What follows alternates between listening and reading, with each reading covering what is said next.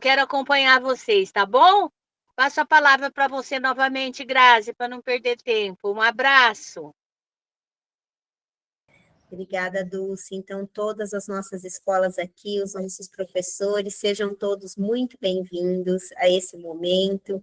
E é assim, com grande satisfação, Silvia, que a gente recebe aqui. Nós já tivemos oportunidade de estarmos juntas em outros momentos, e a gente sabe o quanto as suas falas colaboram, né, com os nossos conhecimentos, o quanto ela é potente e nos faz refletir sobre essa temática. Então, eu vou falar um pouquinho da Silvia Panazzo, que é bacharelada e licenciada em História, graduada em Pedagogia, pós-graduada em Tecnologias na Aprendizagem, pesquisadora da educação para as relações étnicos, raciais e educadora antirracista, coautora do livro Racista Eu, Afro-Brasilidades e a Luta Antirracista, da Editora do Brasil, de 2022, co-criadora do curso EAD para Educação Antirracista para os professores e gestores da educação básica, em parceria com a Editora do Brasil,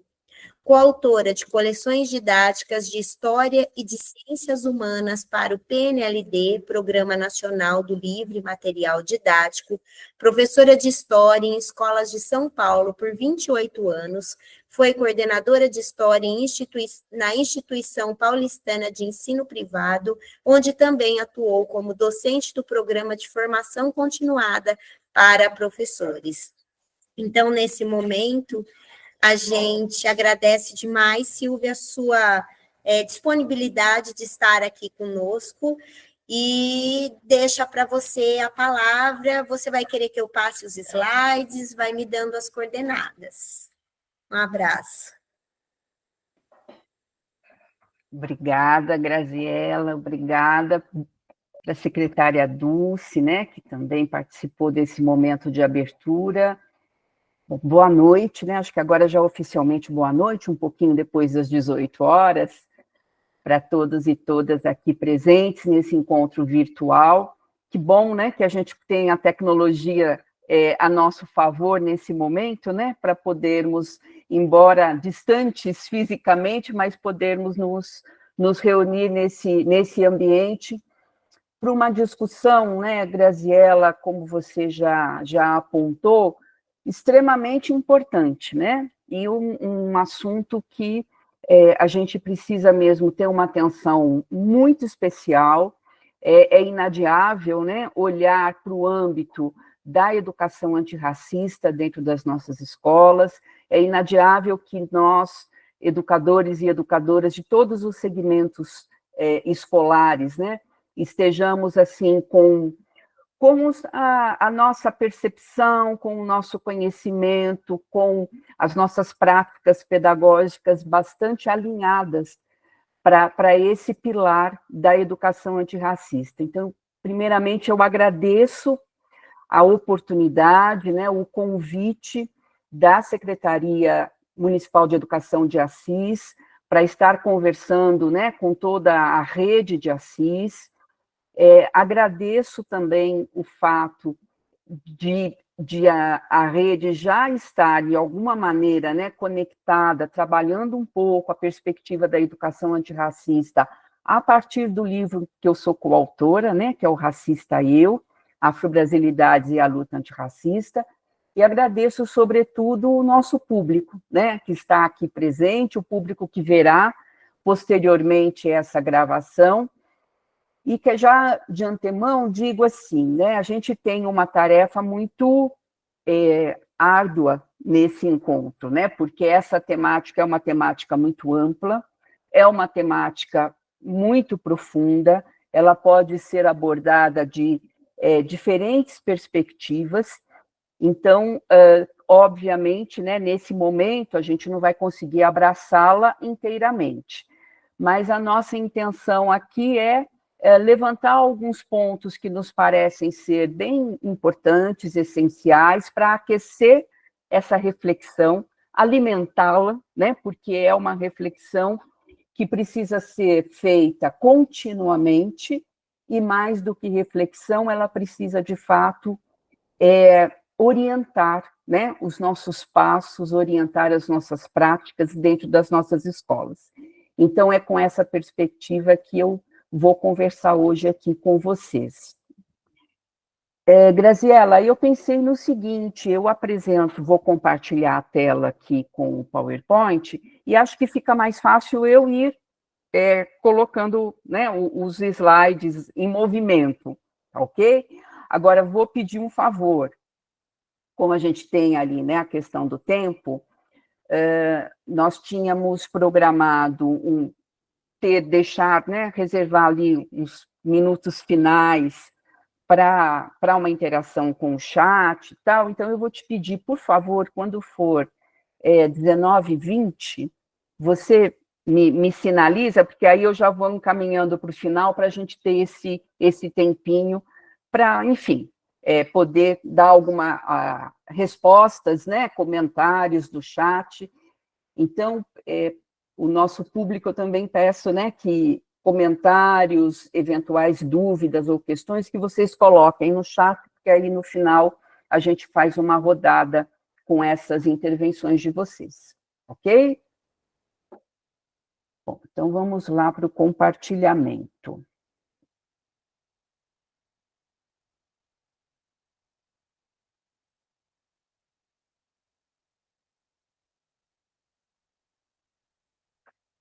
Entrou?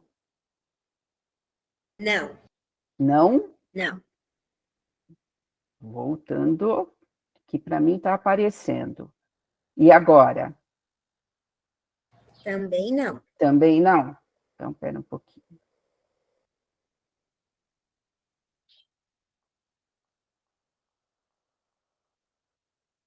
Deixa eu ver pela janela aqui.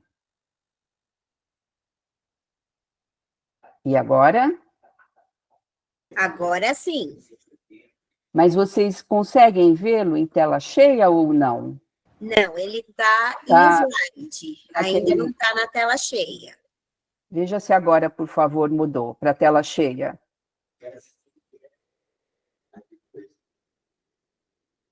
Aparece em tela cheia? Não, mas dá para a gente ver. Se você quiser passar assim, passando, só que aí você tem que ir passando meio que manual, né? Olha, eu vou para o próximo. Vamos ver se dá certo. Entrou? Você tem que clicar no próximo. Então, espera só um minutinho. Deixa eu fazer uma coisinha aqui. Clica na lateral, aí ele vai. É que, para mim, ele aparece em tela cheia. E agora? Ainda não. Não? Não? Não, ainda não. Ah, vou começar novamente, gente.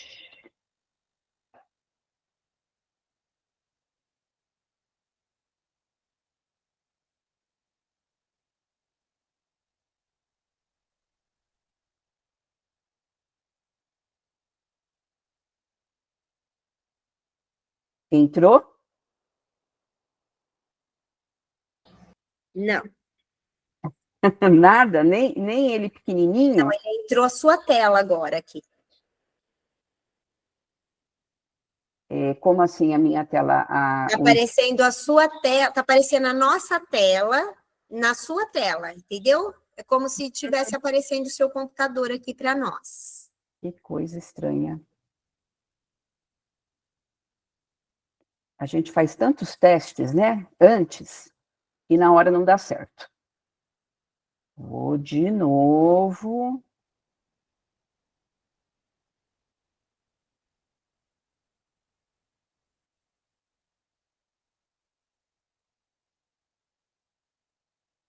Ele está?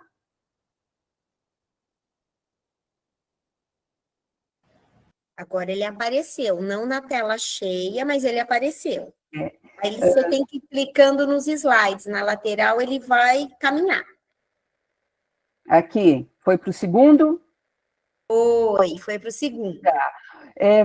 Podemos manter assim, porque eu não estou conseguindo passar na tela cheia, quer dizer, entra para mim, mas não entra para vocês. Podemos deixar assim?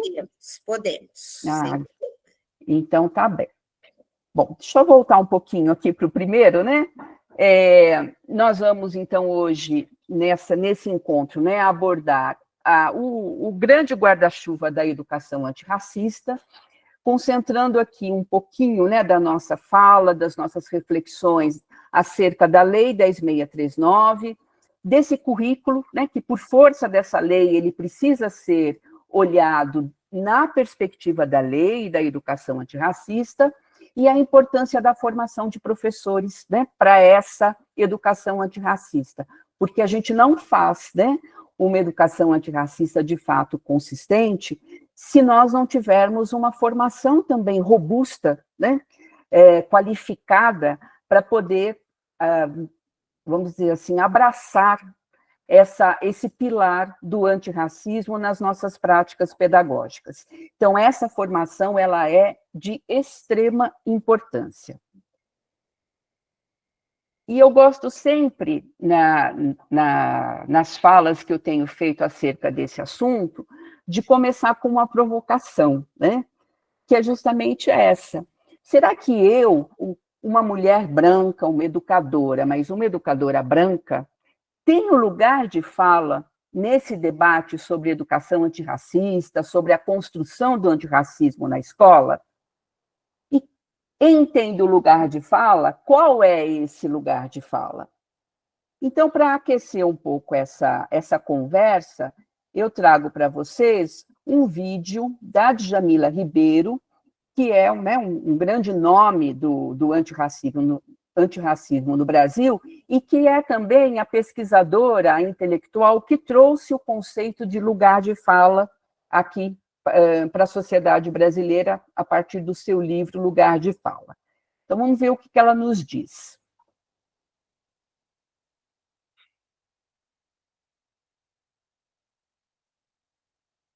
A origem, né, do conceito de lugar de falar é imprecisa. Você acredita que ele tenha... Silvia, não está saindo som.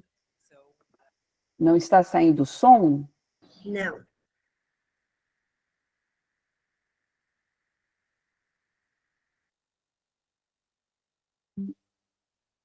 Vamos ver agora. Deixa eu voltar um pouquinho. A origem, né, do conceito do lugar de falar ela é imprecisa. A gente acredita que ele tenha... Sai agora? Agora sim, agora deu certo. Ok. Criado a partir da tradição da teoria racial crítica, estudos sobre diversidade, algumas autoras negras que começam a discutir essa questão, não só negras, mas latinas, indianas, como a Spivak, de quem pode falar numa sociedade patriarcal, racista, onde o discurso legitimado é o discurso do homem branco heterossexual. Como que as outras vozes são consideradas outro, né, o outro, que não aquele que não é a norma, e como que esse regime de autorização discursiva impede que esses outros, considerados outros, façam parte desse regime e tenham o mesmo direito à voz, e voz não no sentido de emitir palavras, mas no sentido de existência mesmo, de pensar discurso de uma maneira muito mais ampla, Foucaultiana, de discutir poder, de fato.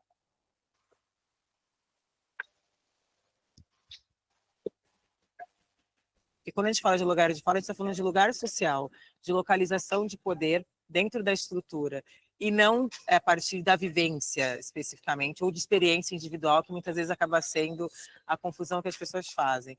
Eu quero discutir como que o grupo social negro, por fazer parte desse grupo, compartilha experiências em comum, e como que essas experiências elas são atravessadas dentro dessa matriz de dominação que impede que esses grupos existam em determinados espaços, e como que esse grupo localizado no poder precisa começar a se pensar do que significa ser branco, do que significa pensar a questão racial a partir da branquitude, que tem todo um estudo sempre sobre os grupos subalternizados, né? E os grupos localizados no poder não se estudam, não se pensa. O que significa lugar de fala, o que significa esse homem branco pensar a partir desse lugar. Porque ele não se vê como marcado, ele não se vê como alguém que fala a partir de um lugar. Então, ele olha para uma mulher negra e diz, você é específica, você é mulher negra. Olha para uma mulher, você é específica porque você é uma mulher. Mas ele também não se entende como específico, ele se entende como universal. Uma outra confusão grande é confundir lugar de fala com representatividade, né? Que aí você cria uma visão essencialista, né? De achar que só o negro pode falar de racismo. Se estamos em relações raciais, em relações de gênero, é importante que as outras pessoas debatam sobre esse tema. Então, claro que, de repente, uma travesti negra, ela não vai se sentir representada por uma mulher branca, mas aquela mulher branca, a partir do lugar que ela ocupa, pode pensar criticamente da situação da travesti negra, como é que ela pode se responsabilizar e pensar criticamente desse lugar que essa travesti ocupa. Então, todo mundo tem lugar de fala. Eu acho que é esse que às vezes as pessoas não entendem. Esse não é o meu lugar de fala, eu não tenho lugar de fala. Todo mundo tem porque está localizado socialmente, né? Mas é como que falar a partir do seu lugar sobre outras questões, né? Então, a pessoa branca deve discutir racismo, até porque faz parte do grupo que historicamente se beneficia dele, mas ela vai discutir a partir de um outro lugar, como que ela, como branca, pode pensar a situação racial no Brasil, que passa por desnaturalizar lugares, por exemplo, que passa a começar a se incomodar, a se questionar, por exemplo, enfim, na universidade, um exemplo, por que só tem professores brancos e por que só as mulheres negras limpam os banheiros? Né? Isso é natural, né? Tem que começar a desnaturalizar isso e começar a refletir sobre isso. Então, é como que a partir desse lugar ele começa a entender a sociedade e começa a se responsabilizar por isso. Eu acho que o lugar de fala nesse sentido acaba sendo uma postura ética, né? Como que eu, do grupo que é localizado no poder, posso contribuir para uma sociedade menos desigual?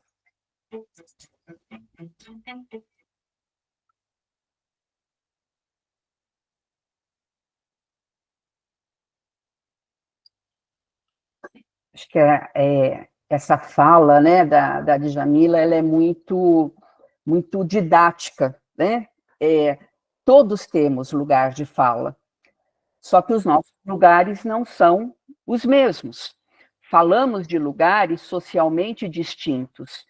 E durante a explicação da Djamila, ela traz alguns conceitos que são de grande relevância para nós conseguirmos operar, vamos dizer assim, dentro do campo, né, dessas relações étnico-raciais, conseguirmos agir, compreender, planejar ações, aí pensando enquanto educadores e educadoras, que estejam pautadas dentro destas ideias. Então, a gente tem que ter uma compreensão muito profunda do que seja negritude, do que seja branquitude, do que seja representatividade. Então, eu, como uma mulher branca, claro que eu não estou aqui representando, né, as pessoas pretas da nossa sociedade. O meu lugar de fala, ele está centrado socialmente no lugar que, historicamente, né,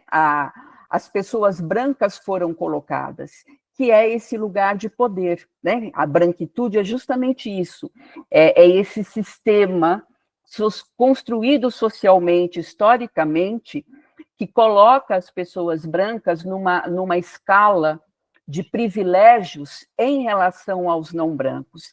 Então, tomar consciência disso, né? Olhar isso de uma maneira crítica, né? E buscar desconstruir esses privilégios, essa é uma ação antirracista que cabe às pessoas brancas. Então, o lugar de fala, né, ele pertence a todos nós, mas cada um de nós tem lugares socialmente diferentes, né, a partir das nossas realidades e a partir das relações de poder, das relações étnico-raciais, que socialmente estão estabelecidas. Então, gente, neste sentido, eu, juntamente com as minhas parceiras, a Cristina Astolfi e a Flávia Natércia, nós elaboramos este livro, né, que é um pouco a base do que eu quero trazer hoje para vocês em termos de reflexão, que é o Racista Eu, Afro-Brasilidades e a Luta Antirracista. Nós somos 3 mulheres que têm lugares de fala distintos, né, nessa discussão sobre o antirracismo. Eu e a Cris, enquanto mulheres brancas, e a Flavinha como mulher negra, que viveu, né, teve o racismo atravessado ali na sua trajetória em diversas situações. eu quero contar para vocês que, infelizmente, a Flavinha faleceu. Ela nos deixou em agosto do ano passado, de uma maneira muito precoce, muito abrupta, e que, de alguma maneira, né, eu e Cristina estamos, assim, tocando os projetos, as ideias que nós três tínhamos em relação ao nosso livro, e vamos dizer assim, os desejos, né, que eram de nós três, esses desejos de que esse livro alçasse voos muito altos e alcançasse públicos diversos. Então, hoje eu sei, né, que de alguma maneira a Flavinha está aqui e ela está no DNA desse livro, nesse desejo nosso que está ganhando forma neste encontro, de alcançar, né, os educadores e as educadoras de uma rede municipal tão importante quanto a rede de Assis. O que a gente traz no nosso livro?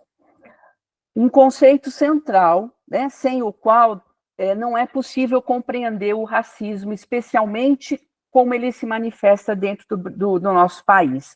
Porque muitas vezes a gente associa o racismo apenas àquilo que está mais na superfície, né? Que está mais visível.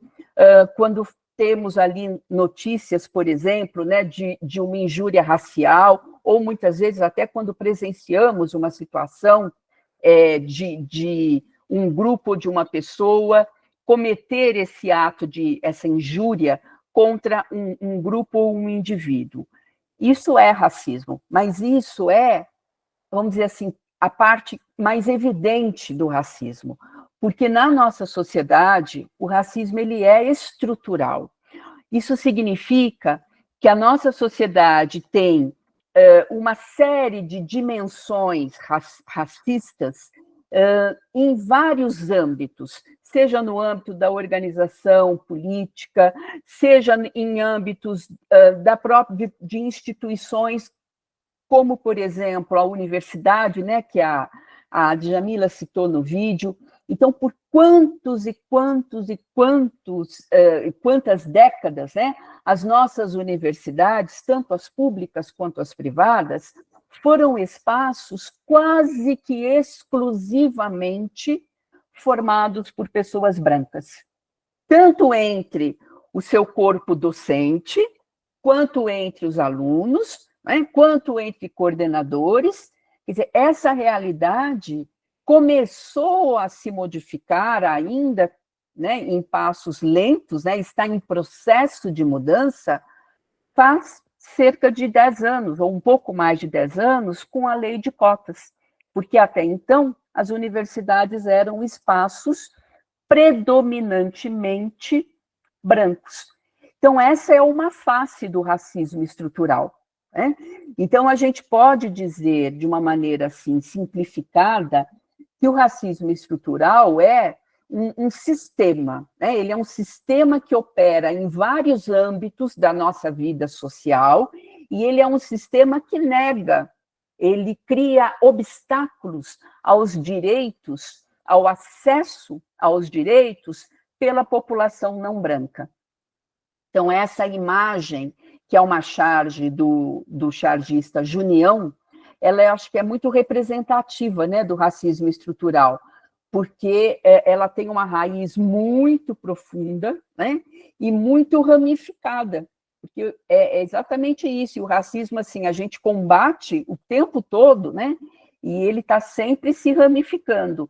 Por quê? Porque essa luta gente, permanente, né, não adianta, pensando em escola, nós que somos, né, professores, professoras, estamos aqui com coordenadores, diretores, enfim, não adianta a gente achar que um grande projeto antirracista na nossa escola, por exemplo, de duração de 2 anos, vamos fazer um biênio antirracista, 2025 e 2026, será o biênio do antirracismo na nossa escola, e achar que com esses 2 anos, ainda que de trabalho, né, muito efetivo, que todas as questões serão resolvidas, né? O antirracismo, também dentro da escola, ele precisa ser visto, compreendido e posto em prática cotidianamente e permanentemente. A gente pode até pensar, né, em alguns projetos mais estruturados, né, sobre determinadas temáticas que dialogam com a Lei 10.639, com a 11.645, que tem uma perspectiva antirracista, né, mais evidenciada, perfeito, mas não podemos nos iludir e achar que apenas esses projetos darão conta. Essa é uma luta permanente da nossa sociedade e, portanto, das nossas escolas. Ora, eu trago aqui um exemplo para, vamos dizer assim, ter um pé no chão, né, de como essa questão do racismo estrutural muitas vezes aparece de maneira assim, bem disfarçadinha, né, e que nem sempre a gente percebe. Será que eles estão nos algoritmos? Hoje em dia, né, as práticas sociais estão tão conectadas, né, à internet, somos uma sociedade mundial, né, super conectada com a internet, a cultura digital está aí e vai continuar, né, ela não vai mais nos abandonar, mas será que os algoritmos estão livres do racismo? Então, olha só nessa experiência. Se a gente entrar num site de busca, eu coloquei no Google, que é o site que a gente costuma usar com mais frequência, né? E eu coloco ali para procurar imagens de criança inteligente, as primeiras imagens que o Google me traz, ou seja, que o algoritmo do Google me traz, são crianças brancas, inclusive, na sua grande maioria, meninos brancos, de pele bem clarinha, né? Boa parte deles de cabelos claros, e mais para frente ali, depois, né, de rolar bastante aquela barra com várias imagens, é que começam a aparecer as primeiras crianças pertencentes a outros grupos raciais. No mesmo Google, se eu procurar por imagens de criança negra inteligente, aí sim, as imagens, né, que vão aparecer já de imediato são de diferentes crianças negras, meninos e meninas, entendidas ali, né, lidas pelo algoritmo como inteligentes. Ora, gente, o que é que mudou, né, da primeira busca para a segunda busca? Eu simplesmente acrescentei o adjetivo inteligente, o adjetivo negra, né? Criança inteligente na primeira busca e criança negra inteligente na segunda busca. O que a gente pode concluir, né, desse experimento? Que os algoritmos, eles interpretam o sujeito branco, no caso a criança, né, branca, como um padrão universal de sujeito. Então, quando não tem ali, né, o adjetivo negra, olha, eu quero uma criança negra, o algoritmo me traz imagens daquilo que socialmente é compreendido como um sujeito universal. Porque o algoritmo, né, gente, ele não está acima da sociedade, ele não é algo de fora do nosso planeta, né? Ele é vamos dizer assim, uma receita, né, feita por meio das buscas, dos padrões de buscas, daquilo que a gente posta, reposta, comenta dentro da internet. Então, veja só, que ali, né, o sujeito branco é visto como universal. E se a gente não estiver muito atento para isso, muitas vezes a gente acaba reproduzindo essa ideia, às vezes até em atividades escolares, sem perceber esse racismo. Então, vamos pensar, lá no terceiro ano, né, nós vamos fazer, a professora ou o professor vai fazer, está trabalhando com os alunos métodos de estudo, né, sei lá, de leitura, e vai fazer um cartaz ali, por exemplo, para animar a turma com os métodos de estudo que estão sendo propostos.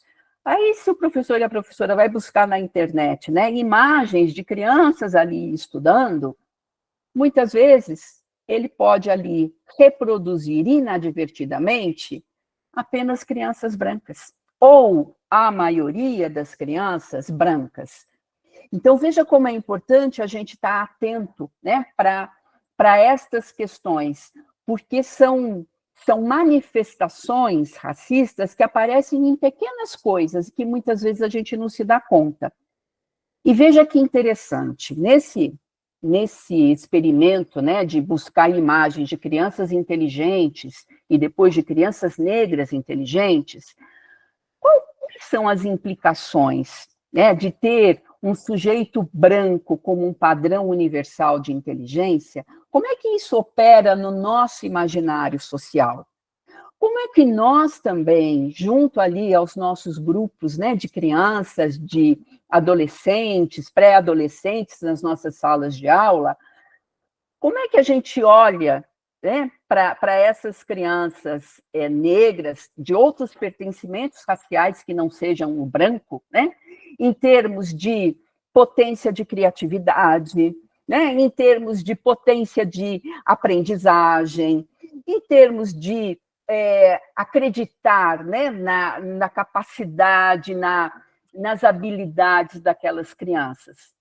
Veja como é perigoso, né, a gente se pautar por essas ideias que são incutidas na nossa cabeça socialmente, desde quando nós nascemos, né, de que ao sujeito branco, né, a gente sempre associa as melhores qualidades, as melhores virtudes, enquanto que aos sujeitos negros, historicamente, socialmente, são atribuídos, muitas vezes, desqualificações. Então, aí também o racismo está operando. E se a gente não tiver com uma lente, né, muito limpa para enxergar essas coisas, muitas vezes a gente reproduz isso sem nem perceber.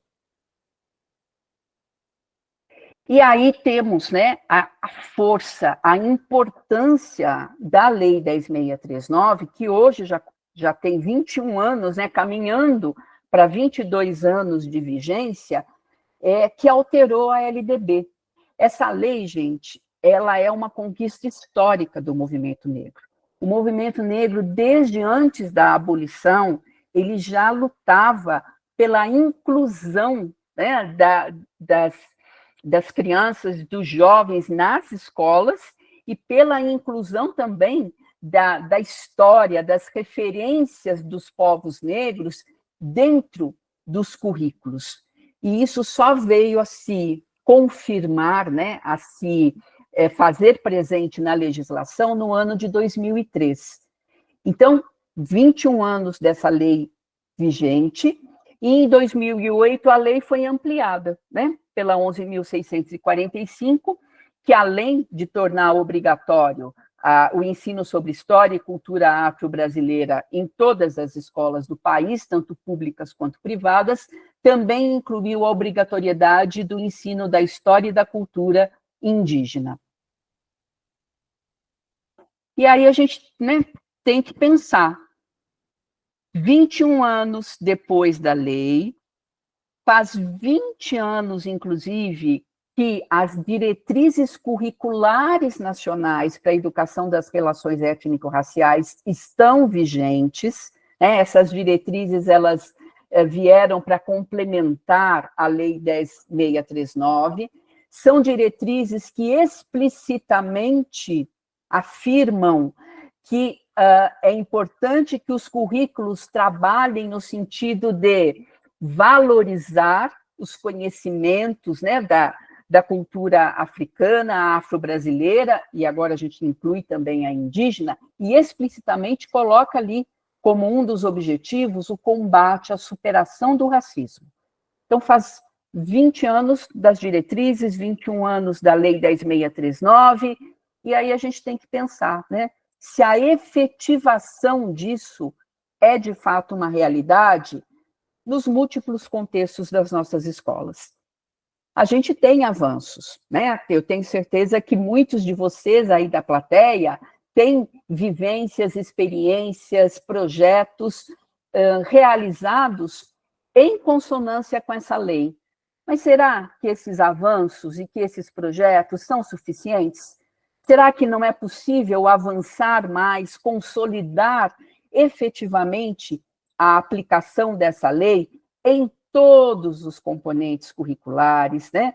Em todas as escolas, desde a educação infantil, lá dos pequenininhos, até o ensino médio, até a educação de jovens e adultos, né? Embora talvez a rede municipal de Assis não abranja, né, esses segmentos educacionais, mas como educadores a gente precisa pensar nisso, né?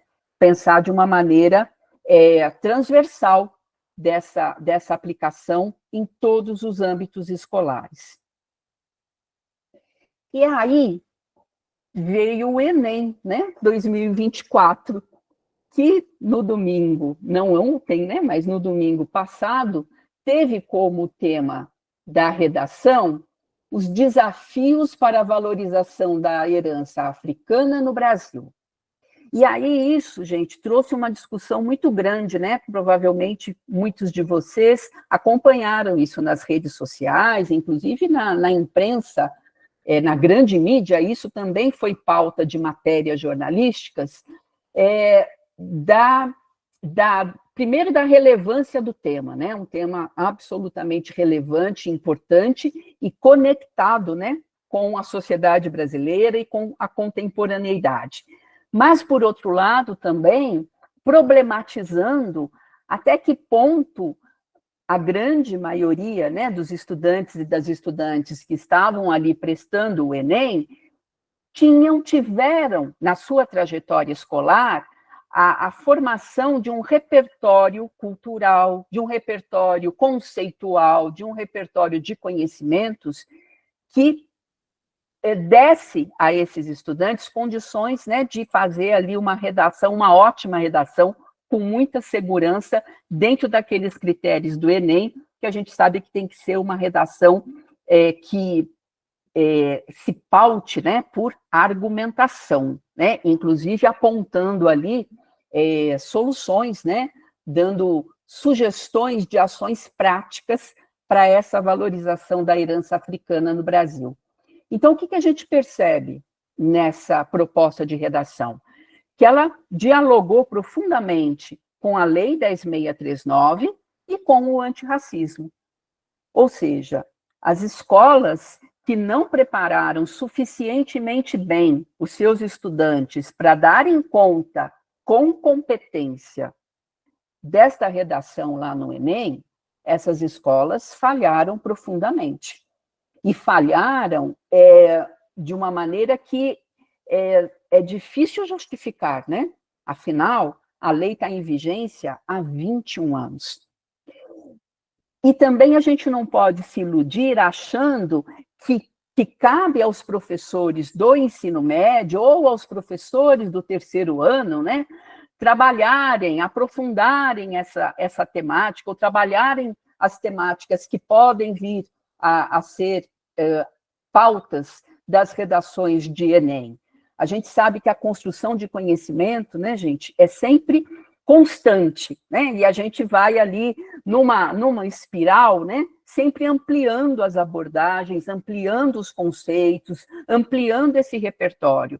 Então, por isso que é muito importante que, desde a educação infantil, essa temática esteja presente nos currículos.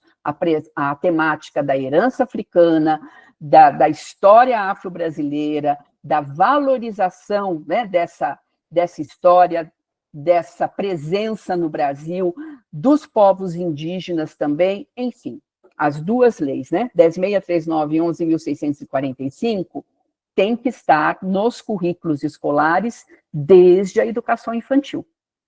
Mas não é isso o que uma pesquisa recente nos mostra. Então, no começo deste ano, foi divulgada uma pesquisa realizada pela Fundação Maria Cecília Souto e o Itaú Social, mostrando que 90% das turmas de educação infantil ignoram temas raciais. E olha, gente, essa pesquisa teve uma abrangência nacional, porque foram pesquisadas escolas das 5 regiões brasileiras. Então, veja, como a gente ainda precisa avançar nessa questão, né? Como ainda está muito incipiente a aplicação da 10.639. E veja só, uma outra pesquisa também divulgada no início de 2024, essa feita pelo IED, olhando para os dados do SAEB 2019, essa pesquisa trouxe o quê? Que a desigualdade racial, ela também incide sobre o direito de aprendizagem. Ou seja, tanto em língua portuguesa quanto em matemática, no 5º e no 9º ano, existem diferenças consideráveis de aprendizagem entre estudantes negros e brancos, tendo sempre a desvantagem para os estudantes negros. E isso acontece, pessoal, até mesmo nas escolas de nível socioeconômico mais alto.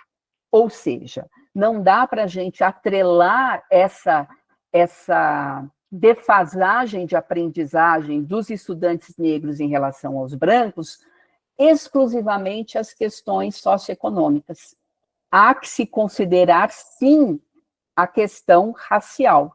Então, nós precisamos ter isso no nosso horizonte, porque nós, né, que trabalhamos nas escolas, e sobretudo nas escolas públicas, a gente tem um compromisso gigantesco com a equidade, e a gente precisa garantir o direito à aprendizagem de todos os nossos estudantes, independentemente do pertencimento racial deles. Segundo o diretor deste instituto, né, que realizou a pesquisa, o IED, ele destaca aqui alguns pontos que eu acho que é importante, né, também destacar aqui com vocês. Que as desigualdades raciais não se devem exclusivamente aos fatores socioeconômicos, que há, sim, preconceito incorporado em várias práticas educativas, mesmo que não de forma intencional, né, mesmo que muitas vezes não percebamos, e a importância de nós, enquanto educadores e educadoras, valorizarmos as diferenças, né? A gente precisa celebrar a diferença. Não podemos achar, né, que a escola é um ambiente homogêneo, porque ela não é, em nenhum sentido. E aí, pessoal, uma outra pesquisa também recente trouxe que o ambiente escolar é um dos locais de maior violência racial no país. Então, grande parte dos respondentes, né, colocaram que vivenciaram situações de violência racial ou na escola, ou na faculdade, ou na universidade. E a gente, né, infelizmente, olhando muito do que se divulga na mídia e mesmo nas redes sociais, com grande frequência a gente vê, né, esses casos de violência racial acontecendo nas escolas, seja com o racismo recreativo, né, que é aquele em forma de piada, seja com agressões verbais, e seja, vamos dizer assim, naquilo que está mais escondidinho, né, que é um currículo que pouco valoriza, que pouco visibiliza as contribuições das populações afro-brasileiras, as contribuições africanas, as contribuições indígenas, né, para o saber, para o conhecimento, para a cultura. Os nossos currículos ainda, gente, são muito eurocentrados, em vários campos do conhecimento, né, e em vários segmentos também, desde os pequenininhos ali da educação infantil. Então, um primeiro ponto que a gente precisa encarar, né, sem rodeios, é de que a escola não está isenta do racismo. E que desde a educação infantil até o ensino médio, quando olhamos para a escola da educação básica, né, o processo educacional, ele precisa precisa, é assim, condição sine qua non, né, para a gente fazer uma educação de qualidade, para a gente fazer uma educação com equidade. Esse processo educacional precisa considerar as relações raciais no cotidiano, nas práticas sociais, no imaginário coletivo, nas relações interpessoais que acontecem dentro da escola, no âmbito dos currículos também. E aí, eu falava há pouco que a escola, né, ela não é uma instituição homogênea, ela não é lugar de homogeneidade. A escola é lugar de pluralidade, a escola é lugar de diversidade, e ela é, por essência, uma instituição multicultural. Ela é formada por multiplicidades e diferenças que são culturais, que são étnicas, que são raciais, que são religiosas, que são socioeconômicas. Então, a escola é um espaço onde várias culturas, várias etnias, várias religiões, elas se cruzam. E, por vezes, esse entrecruzamento, ele é atravessado por tensões e conflitos, mas cabe a nós, os profissionais da educação, né, fazermos as mediações adequadas e necessárias para distensionar isso, né, e trabalhar dentro daquela perspectiva que a Djamila nos chamou a atenção no vídeo, de desnaturalizar as desigualdades. A gente não pode mais considerar que essas desigualdades raciais, que os preconceitos, que os privilégios que historicamente, né, são colocados aos sujeitos brancos, que o colocam nesse patamar fictício, né, de sujeito universal, a gente não pode achar que isso é natural, porque não é. Então, a gente precisa problematizar, a gente precisa questionar, a gente precisa ofertar para os nossos estudantes de maneira intencional, né, recursos variados, conhecimentos variados, narrativas variadas, para ir desconstruindo essa ideia do branco enquanto sujeito universal, ou para ir desconstruindo essa naturalização das desigualdades. Então, é nesse sentido, né, que a gente tem sempre que entender a escola como um espaço multicultural e um espaço em que a gente precisa cultivar a compreensão intercultural.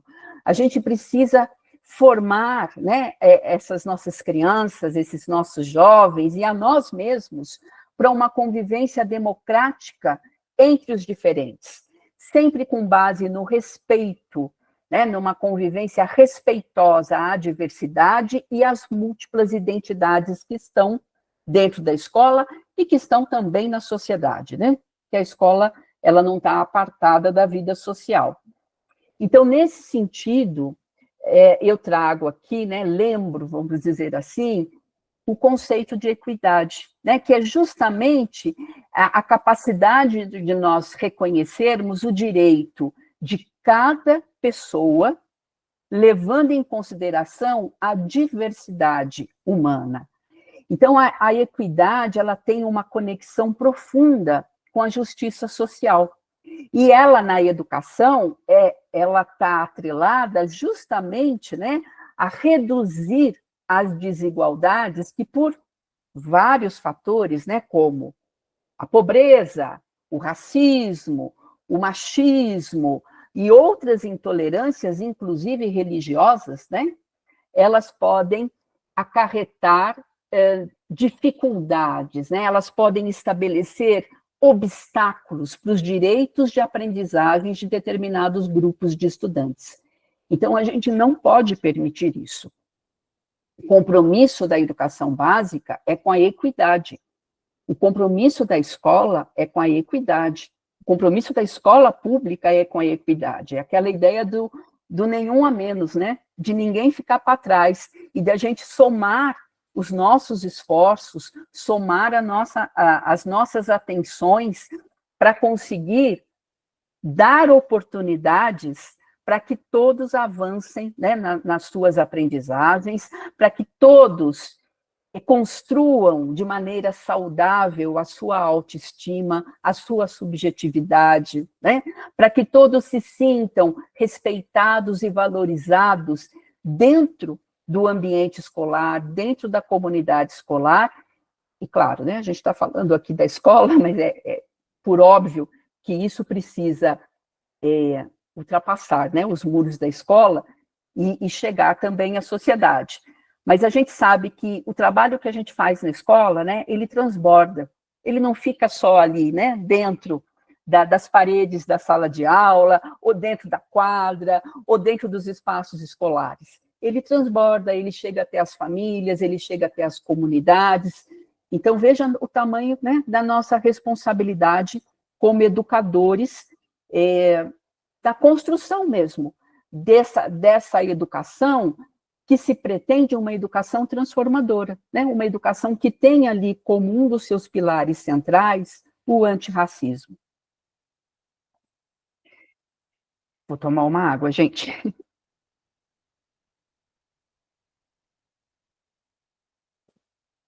Agora, veja, o desafio é muito grande. E como tudo dentro, né, de uma perspectiva pedagógica, dentro da escola, a gente não vai construir educação escolar antirracista sem termos uma intencionalidade. Essa construção, gente, ela não vai se dar ao acaso e ela não vai se dar com ações pontuais ou com ações somente de alguns grupos de educadores e educadoras dentro da escola. É muito importante que essa construção, além de intencional, seja coletiva.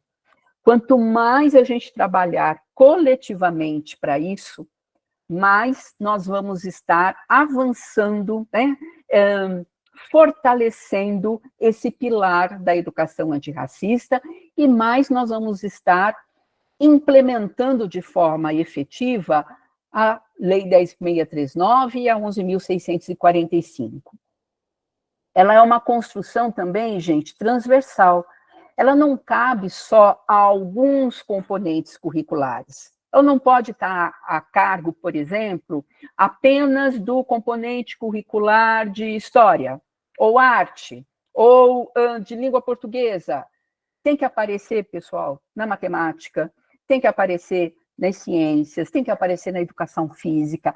Todos os componentes curriculares, né, a partir do Fundamental 1, anos iniciais, precisam trabalhar nessa perspectiva. E na educação infantil, todos os campos do conhecimento, né, todos os campos de experiência, é possível colocar esse tema de maneira transversal, não pode também ficar a cargo apenas, né, no momento, por exemplo, da contação de história. Né, tem que permear todo o currículo de maneira transversal. E como eu disse a vocês anteriormente, é permanente, né? Isso é permanente. Não é fazendo um ano, um biênio ou nem uma década antirracista que a gente vai conseguir dar conta de todos os âmbitos dessa formação antirracista. Essa formação, essa construção, ela precisa permanentemente estar presente, seja no projeto político-pedagógico da escola, seja nos currículos, seja nas práticas pedagógicas, seja no regimento escolar, porque também, né, uma dimensão do antirracismo é criarmos protocolos, termos protocolos de ação para quando uma situação de antirracismo for cometida dentro ali do ambiente escolar, seja envolvendo estudantes, seja envolvendo, inclusive, funcionários. Então, isso precisa estar, né, permanentemente presente nas dinâmicas, na rotina das escolas. Agora, a gente não faz isso, pessoal, sem estudos. A educação escolar antirracista, ela exige estudo, ela exige formação, ela exige uma qualificação para a gente poder lidar com esses temas, de fato, de maneira consistente, qualificada, né, com riqueza de conteúdo, de embasamento. Então, nós vamos precisar estudar, a gente vai precisar, né, de debater, de refletir criticamente junto com os colegas. Então, esse momento, né, é um momento ali pequenininho, mas é um momento de formação coletiva, que depois vocês, dentro das escolas, vão poder ali conversar entre vocês, o que suscitou, né, na cabeça de vocês a partir dessa conversa, a partir da formação que a rede municipal vai ofertar para os educadores e educadoras, né, porque se não tiver formação, a gente não avança. E a gente precisa avançar nas percepções também, né, perceber onde o racismo muitas vezes atua daquela maneira mais camuflada, né? E para isso a gente precisa estar com os olhos muito abertos, com os ouvidos muito atentos, né? Com a mente também muito ligada e embasada com esses conhecimentos. Então é necessário, pessoal, muito diálogo, muita escuta, muito estudo, e é necessário olhar para os currículos, e a gente vai ter que mexer no currículo, se ele já abrange isso, maravilha, vamos ver se dá para abranger ainda mais, ou de uma forma melhor, ou aprofundar alguma coisa, se os currículos ainda estão, né, muito focados em conhecimentos eurocêntricos, né, nos padrões hegemônicos da branquitude, a gente tem que olhar e tem que ver como a gente vai mudar isso. Às vezes é olhando o material didático, às vezes é trazendo novas histórias, né, da literatura, às vezes é mudando abordagens que a gente faz no tratamento, no ensino de alguns temas. E olhando especificamente para o currículo, né, para o conjunto de conhecimentos que formalmente, né, a gente trabalha com os nossos estudantes, seja também o currículo oculto, que é importante a gente olhar para ele também, não só o currículo formal. O que um currículo antirracista precisa ter? Ele precisa valorizar a negritude. Então, a gente tem que falar, tem que mostrar e tem que vivenciar, né? A ancestralidade, a beleza, a estética, os conhecimentos, as tradições, as religiosidades africanas e afro-brasileiras. Isso tem que estar de maneira evidenciada na escola, não pode estar só em uma aula e não pode estar apenas no novembro, mês da consciência negra. Isso né, um vernizinho só, uma camadinha muito fina de verniz que não se sustenta como uma educação efetivamente antirracista. Esse currículo precisa dar visibilidade para o protagonismo das pessoas negras e indígenas, tanto no campo da história, né, se a gente olhar para a história do nosso país, mas também em diferentes esferas da vida social, né? Não só no esporte, como muitas vezes já é feito, mas em outras áreas, trazer essa visibilidade em áreas, por exemplo, do conhecimento científico, do campo das artes, do campo da literatura, do cinema, do direito. Então, visibilizar esse protagonismo das pessoas negras e indígenas. Problematizar e desconstruir aquelas visões estereotipadas que circulam por aí, às vezes circulam até nos materiais didáticos, gente. Visões estereotipadas sobre a África, sobre os povos africanos, sobre negros da diáspora. Então, isso precisa ser desconstruído. A gente não pode mais olhar a África ou apresentar a África para os nossos estudantes, reduzindo-a, né, a um continente que só tem problemas.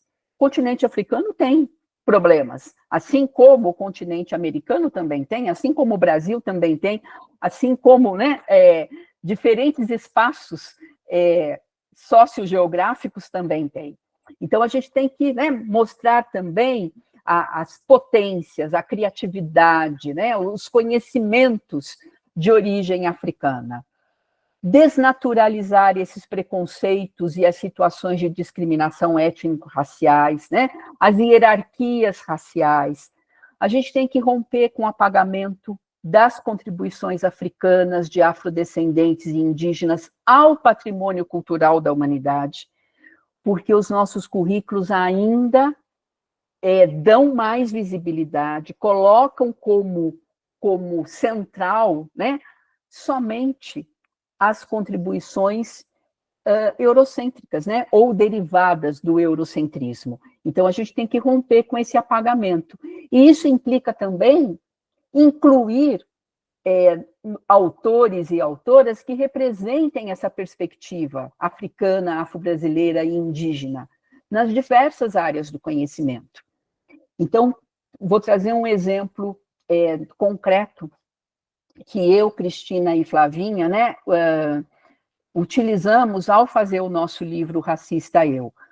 A gente se pautou em um referencial bibliográfico muito robusto, mas um referencial bibliográfico predominantemente de autores e autoras negros e negras. Então, aproximadamente, gente, entre 92% e 95% do nosso referencial bibliográfico se ancora em estudos de pesquisadoras e pesquisadores negros. Então, isso é muito importante, porque traz essa perspectiva, né, africana e afro-brasileira para dentro da discussão, para dentro das temáticas que nós abordamos aqui no nosso livro. E isso precisa acontecer nos currículos também.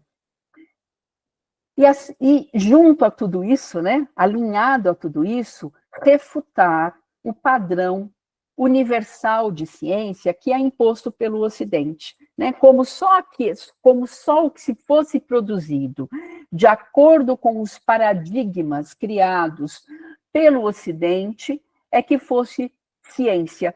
E os conhecimentos advindos, né, produzidos, construídos historicamente por outros povos, né, pelos povos africanos, pelos povos indígenas, pelas sociedades, né, do Oriente, não fossem conhecimentos científicos. Então, a gente precisa desconstruir isso, refutar essa ideia junto com as nossas crianças, os nossos adolescentes nas escolas. Então, vejam que tudo isso é bastante complexo, e a gente não conseguiria, e não consegue, fazer isso apenas em uma sequência didática, né? Ou em um projeto. Por isso, né, eu estou chamando a atenção de vocês para a importância de nós atuarmos sempre numa perspectiva transversal, coletiva e permanente. E nesse sentido, pessoal, é muito importante, né, que nós que atuamos nas escolas, como docentes, como gestores, né, como integrantes, né, das equipes pedagógicas e também das equipes administrativas, é muito importante que nós participemos de processos de formação continuada, né, inclusive gestores, porque os gestores têm um papel muito importante de fomentarem, né, e muitas vezes de liderarem as suas equipes dentro dessa discussão. Então, essa formação ela não pode ser exclusiva dos docentes. O ideal é que ela abarque toda a comunidade escolar. Então, ela pode, né, começar com os docentes, abraça os gestores e, aos poucos, essa formação vai também transbordando, vai também se ampliando para as outras instâncias da comunidade escolar, chegando, inclusive, às famílias, né? Com atividades variadas que as escolas podem fazer para agregar as famílias também para essa discussão e para essa perspectiva antirracista. E aí é muito importante que não fiquemos apenas no plano do conhecimento, né? Do conhecimento enquanto apenas um conjunto de conceitos e ideias. Esses conhecimentos, eles têm que ser colocados em prática em ações, em atitudes e em comportamentos que ocorrem dentro das nossas escolas, né? Aquela coisa do cotidiano, do dia a dia. E a importância, na verdade, gente, é fundamental que dentro desse processo formativo façamos o letramento racial. Então, o que é esse letramento? É justamente essa ampliação do repertório teórico e conceitual sobre as relações étnico-raciais, sobre como o racismo opera na nossa sociedade e sobre como a gente pode, né, criar ferramentas, criar ações para combater esse racismo. Vamos dizer assim, que esse letramento racial no seu conjunto, ele opera como uma ferramenta para nós, para que a gente vá desconstruindo em nós mesmos modos racistas de pensar e de agir, que muitas vezes a gente reproduz sem reflexão. E que também é uma ferramenta para nos ajudar a nos posicionarmos, sabe? Aquela ideia do ser e estar no mundo, né? De uma maneira antirracista, como lembra a Angela Davis, né? Não basta não ser racista, é preciso ser antirracista. Então, para isso, a gente precisa estar constantemente nesse processo de letramento racial para fortalecer as práticas racistas nos diferentes âmbitos da vida social onde a gente atua. E aí eu trago um dado para vocês. O MEC fez uma pesquisa no início desse ano, entre abril e maio de 2024, junto às redes públicas. E nessa pesquisa, nesse levantamento, eles constataram o seguinte, que apenas 1,5% dos gestores das escolas públicas e 0,92% dos docentes têm uma formação em educação para as relações étnico-raciais. Então, veja como essa formação mais específica, ela ainda, né, ela está numa parcela mínima, muito pequena, considerando o todo dos nossos gestores e docentes das escolas públicas. Então, como é importante essa formação continuada, né, para nos fortalecer dentro desse letramento racial. E, nesse sentido, é que eu trago para vocês, né, o nosso livro, O Racista Eu, como essa ferramenta, né, que reúne ali conceitos, reúne metodologia, reúne uma preocupação, inclusive, assim, didática, né, de expor, de trabalhar com os temas, dentro dessa perspectiva de formação continuada de educação antirracista. Então, existe ali, né, uma linguagem que é clara, direta, mas ancorada, pessoal, num referencial bibliográfico muito robusto, e como eu já contei para vocês, né, de mais de 90% referendado em pesquisadores negros e negras, e uma curadoria também, porque dentro do livro tem várias outras fontes que a gente indica para aprofundar determinados debates, determinados conceitos. Então, a gente fez uma curadoria muito cuidadosa de fontes multimídias para se aprofundar no tema. Então, tem podcast, tem artigo de opinião, tem reportagens de jornais, enfim. São várias fontes para o leitor poder ampliar o seu repertório em relação ao tema. E a gente traz também para dentro do livro, né, recursos que nós consideramos que são, assim, importantes, né, para o leitor ter uma experiência significativa de leitura.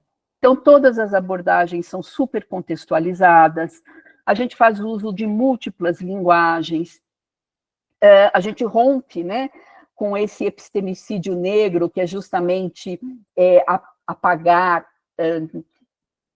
não tornar visível, né, a produção de conhecimentos africana, afro-brasileira. Então, a gente rompe com isso e coloca isso muito em evidência. A gente usa a linguagem de cartoon para estimular o debate entre pares. E em relação aos temas? São temas, pessoal, que a gente precisa ter domínio.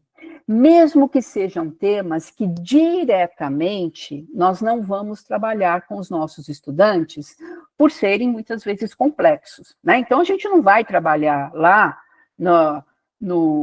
nas séries iniciais, né, do fundamental ou na educação infantil, a gente não vai trabalhar o conceito de racismo estrutural ou de racismo institucional. Mas é muito importante que nós tenhamos essa formação, que a gente tenha esse conhecimento, esse letramento racial, para usarmos desses conceitos, dessa bagagem conceitual, para conseguirmos orientar as nossas práticas pedagógicas no campo do antirracismo. Então, o livro está organizado em 7 trilhas, e cada trilha, né, são trilhas de conhecimento, cada trilha aborda em profundidade um conjunto de assuntos, mas os temas, de certa maneira, dialogam entre si. Mas as trilhas podem ser lidas e estudadas, na verdade, na sequência que o leitor preferir, né? Não necessariamente começar da trilha 1 e ir até a 7. Se o leitor achar interessante, por exemplo, começar pela trilha número 5, que é onde nós abordamos em maior profundidade a presença da cultura africana no Brasil, ele pode começar por aí. E depois, por exemplo, ir para a trilha 6, que fala mais detidamente sobre a África. Depois voltar para a trilha 2, que vai... Deixa eu voltar aqui.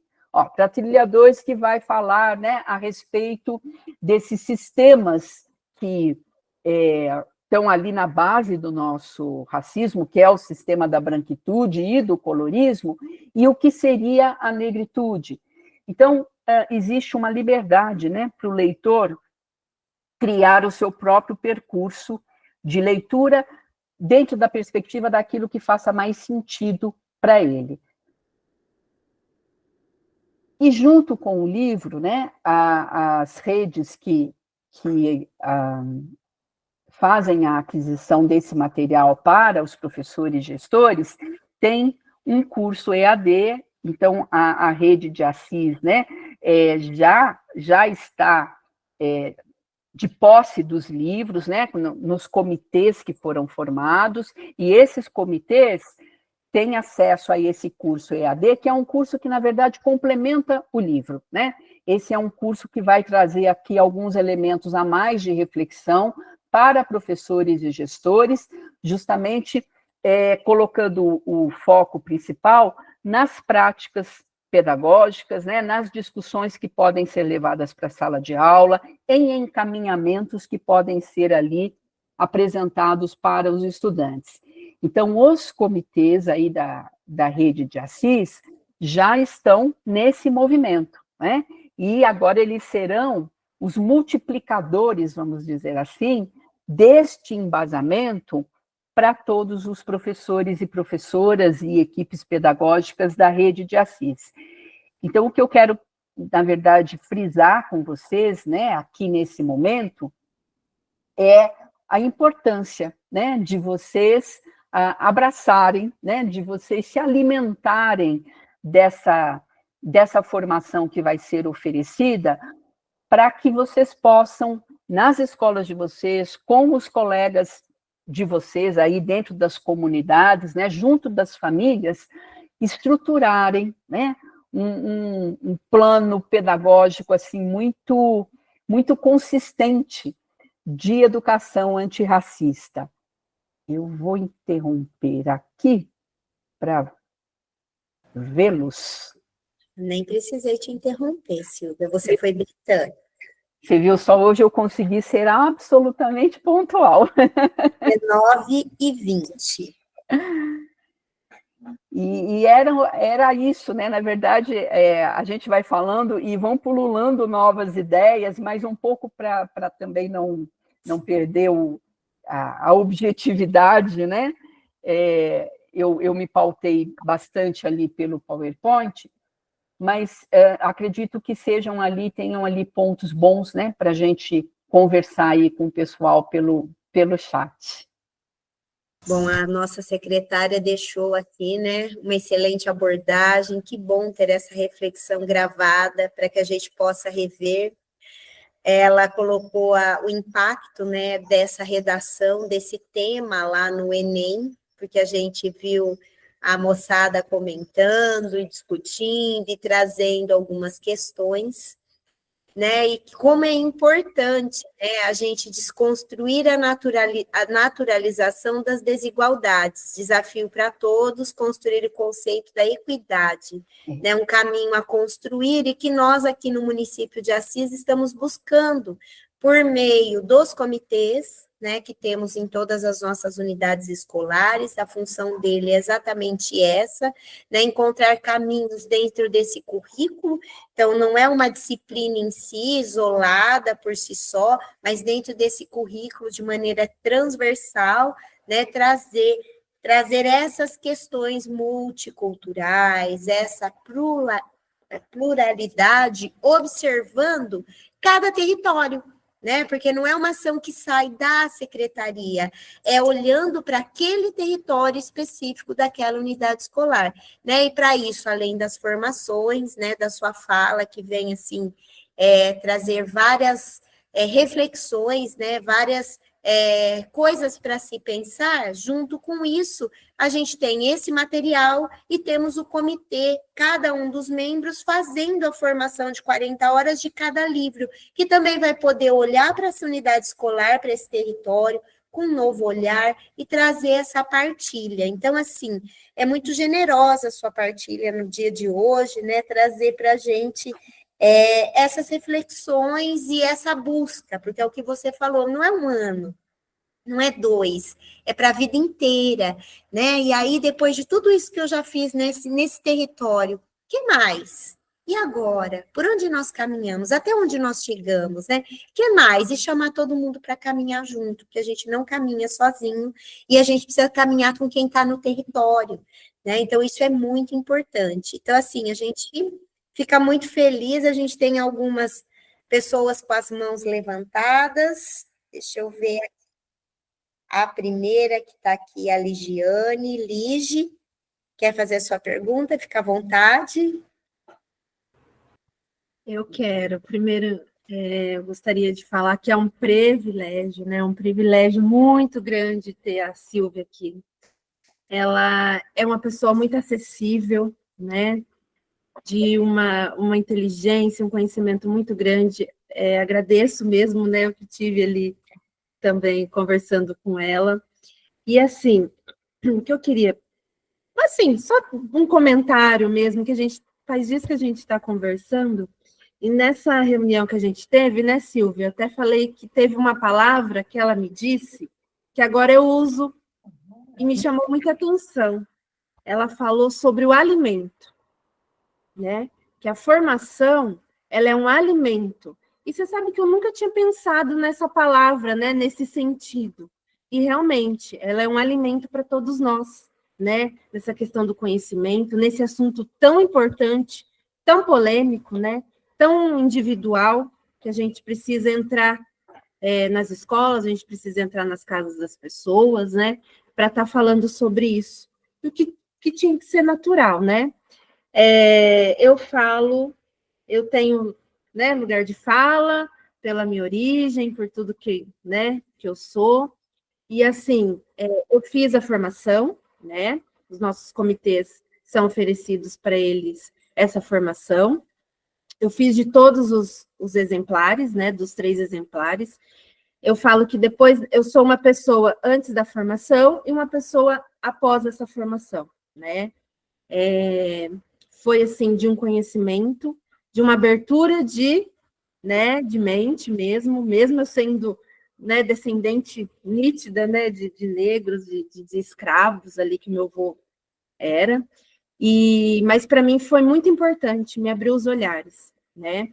Então, a contribuição que eu deixo é de eu ter feito essa formação, e assim, quem está fazendo, se concentre mesmo nela, porque ela é muito importante para a nossa vida, né? É para a vida, é para o dia a dia, é para a vida, e assim, se apeguem mesmo, estudem essa formação, né, que é das convivências plurais, né, que o tema são convivências plurais, e nós temos esses comitês de direitos humanos, que é de extrema importância. E assim, Silvia, eu queria que você, né, a partir de todo esse contexto, eu vou falar de novo, é um privilégio nós estarmos falando com uma autora desse livro, com uma autora da formação, né, é um privilégio para todos nós.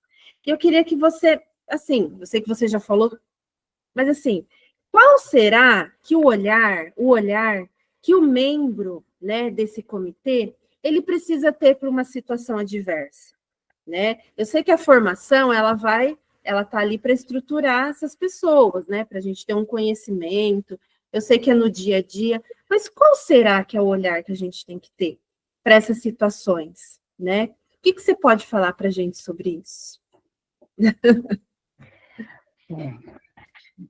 Quero agradecer as suas palavras, aliás, as palavras de ambas, né, da Graziela, da Ligiane, da secretária Dulce, palavras super generosas, eu fico muito lisonjeada, né, e assim, feliz, né, de poder contribuir, né, com esse momento especial de reflexão e de mergulho, né, de vocês dentro dessa grande temática, que é ainda maior, né, do que a educação antirracista, que é dos direitos humanos, como a Ligiane comentou, né. Eu, só para esclarecer uma situação aqui, talvez as pessoas estejam assistindo, ficaram um pouco sem entender, né, tanto a Graziela quanto a Ligiane falaram de 3 livros, né, de convivências plurais e tal.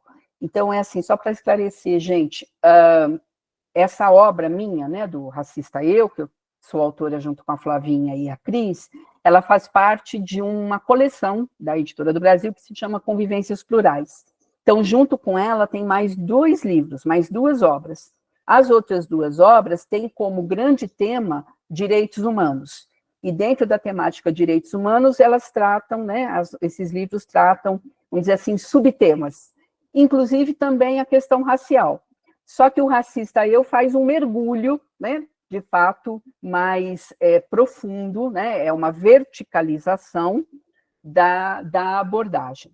Então, é por isso aí que tem os 3 livros, e a Ligiane falou a respeito dos 3 cursos também, porque cada livro está associado a um dos cursos.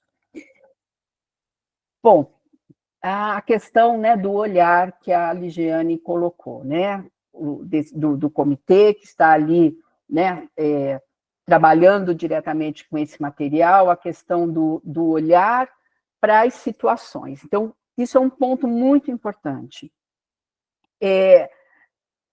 A formação, seja essa, né, ou sejam outras que vocês virão a fazer no futuro, dentro dessa temática ampla dos direitos humanos, né, e dentro dela, desse guarda-chuva nosso, que é o antirracismo, sempre é uma formação que precisa ter o olhar da ação. Isso é muito importante, né? E a gente sabe que em várias situações rotineiras, na escola, no trabalho, em ambientes sociais, o racismo acaba se manifestando. Então, acho que um primeiro ponto desse olhar, Ligiane, é assim: eu estou aqui, eu estou lendo, eu estou aprendendo, eu vou e estou já em debate, né, com os meus pares, ou até numa reflexão interna, mas o que me move? O que me move é a mudança. O que precisa me mover é a ação. Então, quando a gente fala que a gente não pode naturalizar as determinadas situações, é assim: se eu estou ali no curso, ok, no momento do curso eu estou envolvida, né, tem um debate, tem uma atividade, pediu para ver um vídeo, eu fui lá e vi, eu fiz anotação, maravilha. Mas se eu saio do momento do curso e eu vou para um outro ambiente social, pode ser na escola ou pode ser fora da escola, e eu ouço uma piada racista, e se eu fico quieta, se eu não me posiciono, então o meu olhar está desfocado. Porque ao ouvir isso numa outra situação fora do curso, aquilo precisa me incomodar de um tanto que eu preciso, sabe aquela situação da inquietação? Do tipo assim, como eu vou fazer a intervenção? Alguma intervenção eu vou fazer.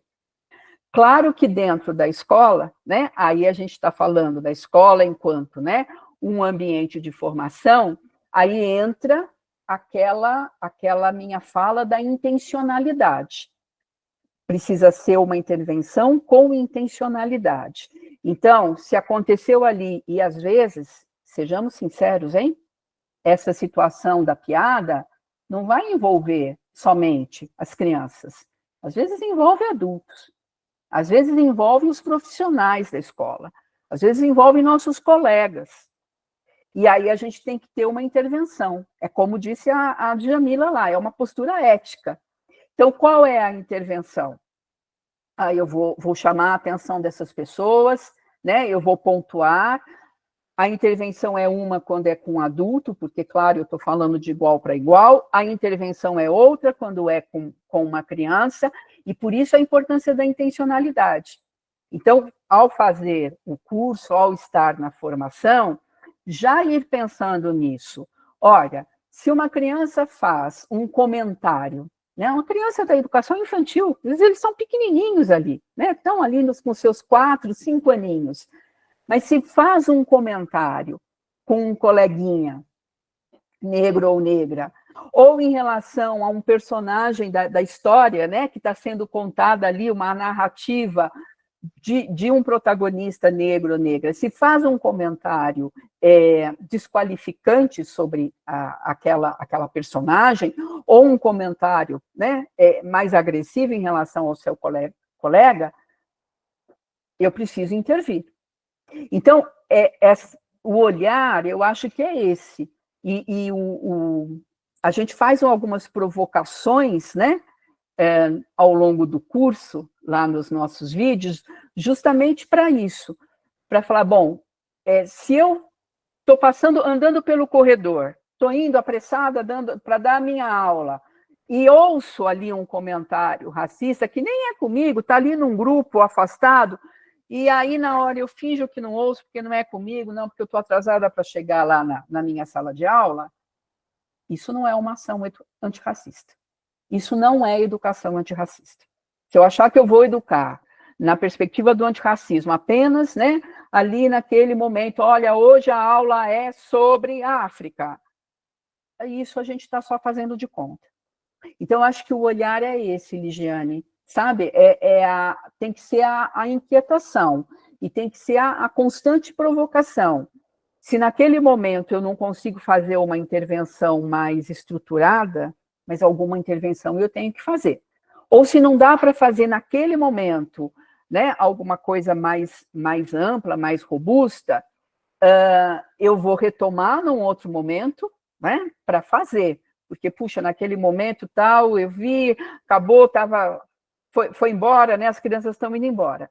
No dia seguinte, eu vou preparar uma intervenção, né, que pode ser uma conversa, pode ser uma roda de conversa, aí, dependendo da situação, eu posso trazer um livro para a gente discutir algumas questões a partir de um livro, eu posso trazer um filme, eu posso trazer uma pessoa de fora, de repente, né, um palestrante, enfim, alguém que vem ali para conversar com os estudantes a respeito de um determinado tema relacionado àquela situação ali que eu vi e que não foi bacana.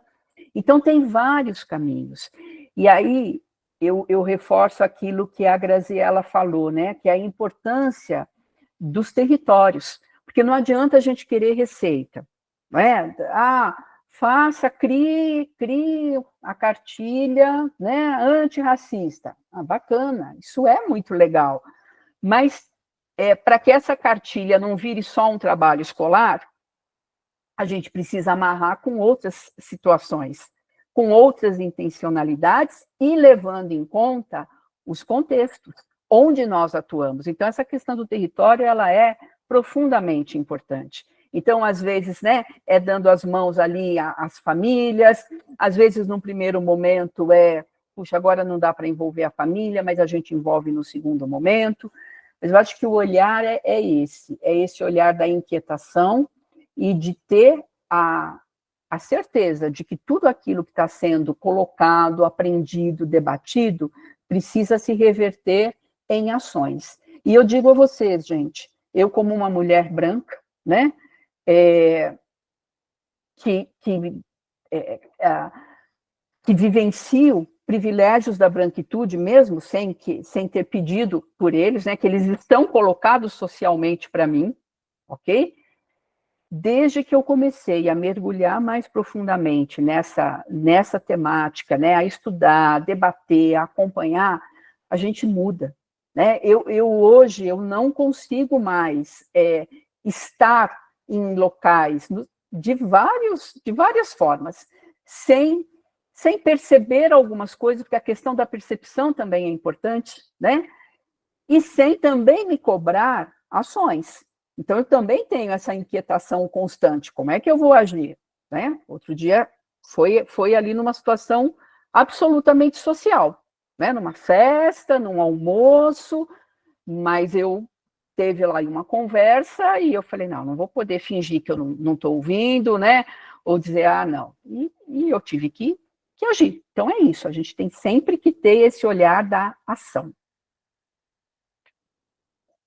Silvia, eu queria até complementar, né, a Dulce colocou, né, essa questão da temática que é muito ampla, né, então por isso que a CIS persiste tanto, né, em discutir essas temáticas durante todo o ano, e assim, eu acho que o nosso maior compromisso ético é com a aprendizagem das crianças, não se aquietar quando a gente percebe que uma ou outra criança não está aprendendo, e não, assim, procurar desculpas para a não aprendizagem da criança, e sim buscar caminhos e formas diferenciadas para conseguir avanço. Sabemos que às vezes há crianças que têm algumas dificuldades e que elas precisam de muito mais investimentos da nossa parte para que ela caminhe, e ainda assim ela não vai caminhar ao lado dos demais, mas ela vai caminhar com os demais.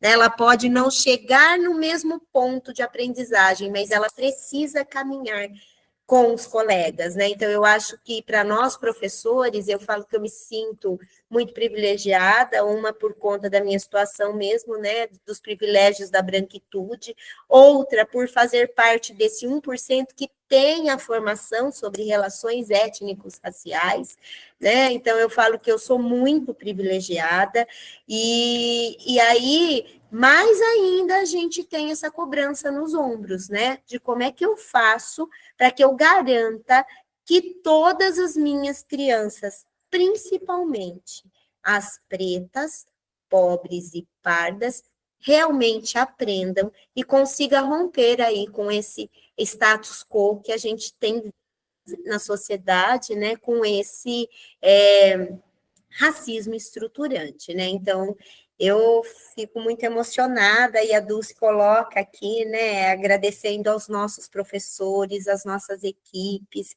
que se esmeraram, né, em todos os trabalhos, porque quando nós vamos às escolas, a gente vê o comitê atuante, a gente vê as escolas trabalhando, né, e essa nossa preocupação de não deixar nenhuma criança para trás.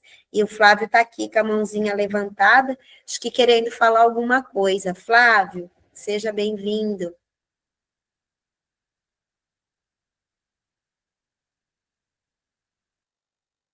Flávio?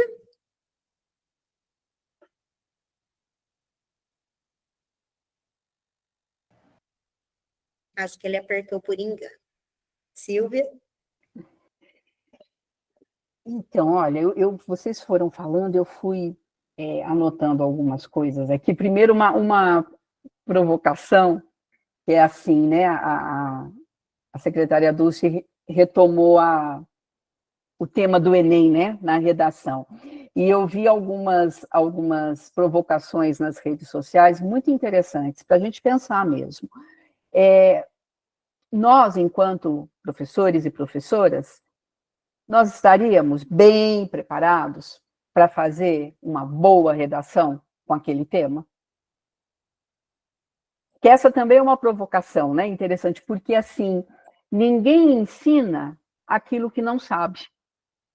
Então, é importante, né, a gente reconhecer muitas vezes que a nossa formação, de muitos de nós aqui, eu acredito que tenha sido uma formação muito semelhante à minha, né? Embora tenhamos aqui, possamos ter, né, diferentes gerações em termos de idade, mas, gente, por quantos e quantos e quantos anos, né, lá na formação acadêmica, na pedagogia, ou em campos específicos, né?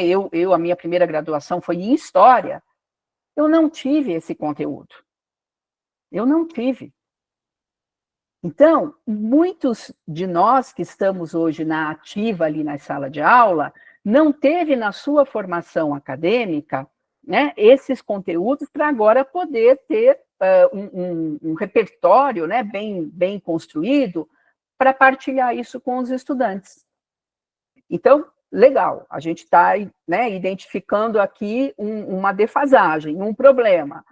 Agora a gente tem que correr atrás da solução, né? Não dá para dizer, não, mas eu não estudei isso, então eu não vou dar conta. Não, ok, não estudamos, mas agora nós temos caminhos, né, para ir atrás dessa defasagem, né, para a gente conseguir reunir, né, as informações, os conhecimentos, os parâmetros, né, que vão nos dar segurança para trabalhar com essas temáticas com as crianças.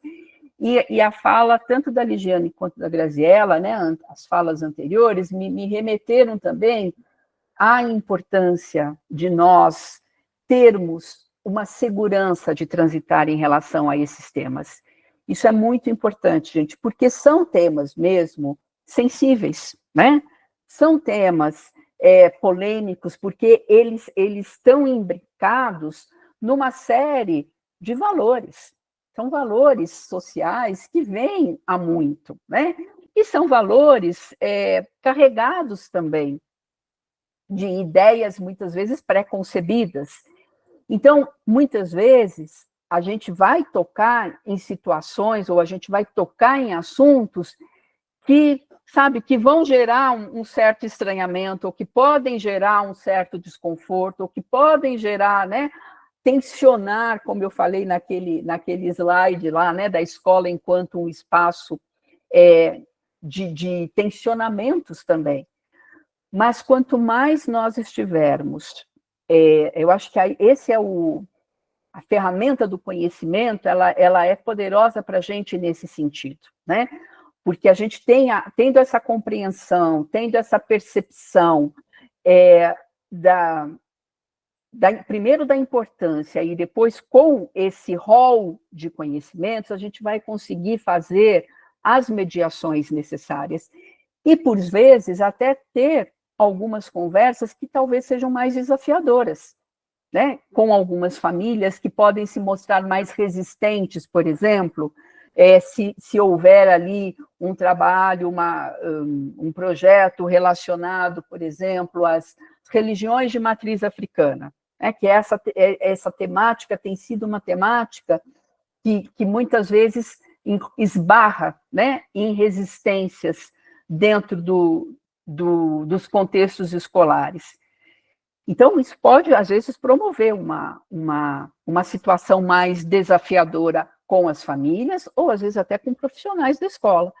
Mas quando a gente tem essa ferramenta, sabe, esse arcabouço, né, teórico, que está ali desconstruindo as noções pré-concebidas, os pré-conceitos, a gente consegue dialogar dentro desse campo com mais tranquilidade, né? E em relação às religiões de matriz africana, como em relação às demais religiosidades, a gente sabe que a escola, né, é o local de socialização, inclusive de saberes. Então, está dentro do campo da cultura, está dentro do campo, né, das tradições desses povos, assim como a gente estuda em outros momentos as tradições de outros povos, né? Se a gente estuda em história, a gente fala barbaramente, né, fala muito a respeito das mitologias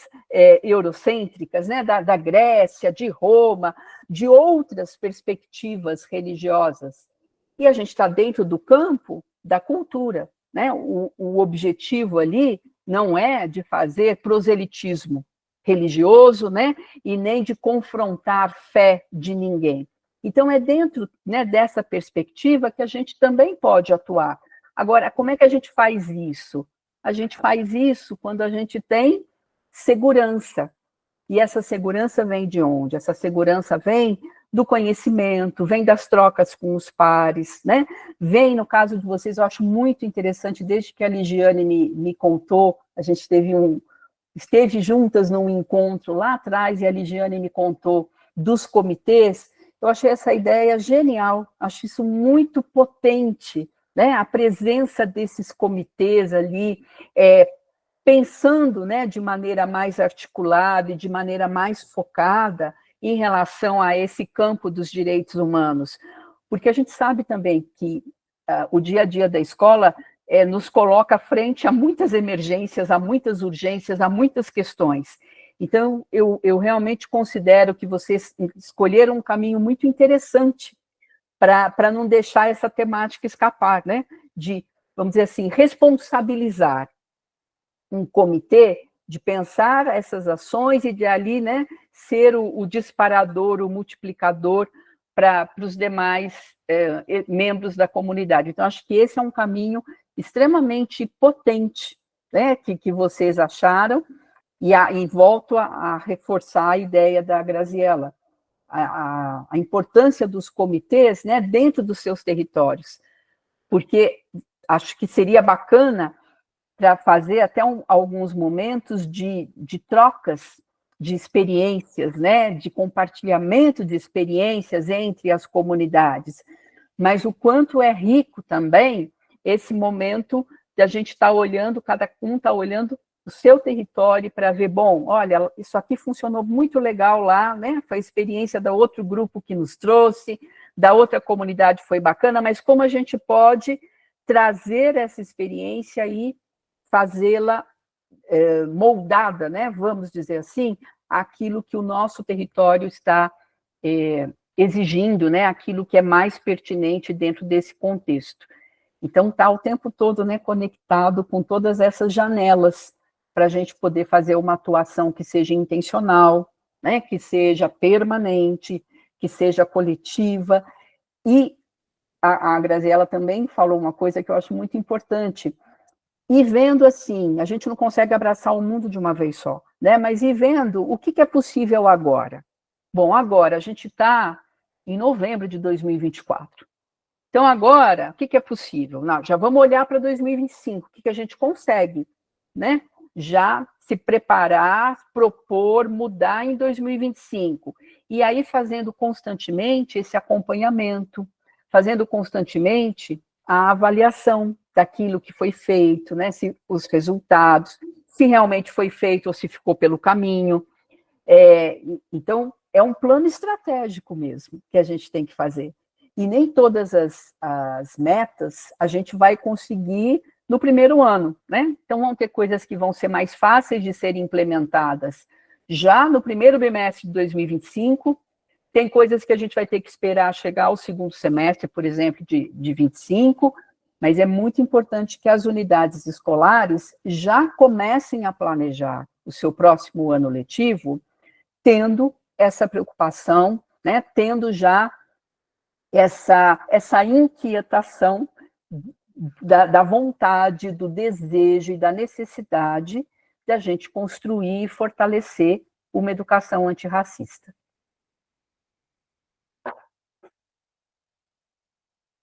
Eu falo demais, gente. Se vocês deixarem, vocês vão cortando. A Dulce deixou aqui, né? Obrigada, Silvia, por tantos ensinamentos. E eu que agradeço. Esse momento de troca é sempre muito rico. E eu sei que, assim, né, o pessoal que está assistindo é uma avalanche de informação, né? A cabeça, às vezes, borbulha. Mas eu tenho certeza que, sabe, que isso vai fazer eco na cabeça de vocês, e que, assim, sabe, os próximos dias, as próximas semanas, né, o próximo planejamento, isso vai estar ali presente. E é muito importante que os gestores, os coordenadores, né, fomentem isso também. Eu, às vezes, participo de alguns encontros em que alguns professores e professoras relatam para mim que, muitas vezes, os gestores criam obstáculos, sabe? Então, é importante, e digo isso aqui, né, porque temos aqui também profissionais que atuam nessas funções, é muito importante que vocês fomentem isso, e que quando os grupos, né, estiverem ali, trouxerem ideias, né, quiserem levar à frente projetos, ou até questionarem algumas coisas porque não foram feitas, é importante também ter essa escuta, é importante ter esse diálogo, é importante, sabe, a avaliação e a autoavaliação o tempo todo, né? De todos os profissionais, aí, claro, também não só dos gestores, né? Mas a gente precisa se corresponsabilizar por essas práticas antirracistas, né? Elas não podem só estar a cargo do comitê, que vai pensar isso de uma maneira mais estruturante, elas não podem estar a cargo só de um grupo de professores ou dos coordenadores. É importante que cada um de nós se corresponsabilize para tornar isso uma prática efetiva dentro da escola, né, nas suas diversas instâncias.